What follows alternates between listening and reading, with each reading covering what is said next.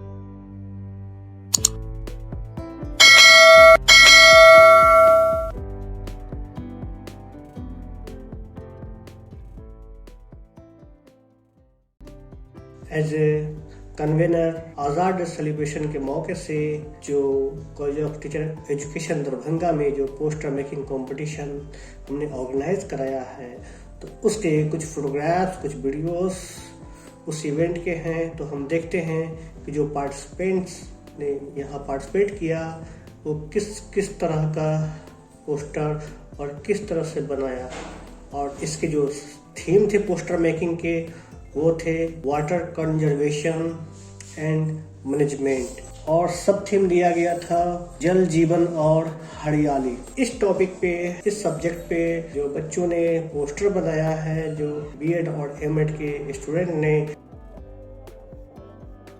उन सबको मोमेंटो और सर्टिफिकेट से भी नवाजा गया है कि उन्हें कैसा बनाया है। इसमें फर्स्ट सेकेंड और थर्ड 3 पोजीशन रखे गए थे और बाकी जो इसमें पार्टिसिपेंट थे उनको सर्टिफिकेट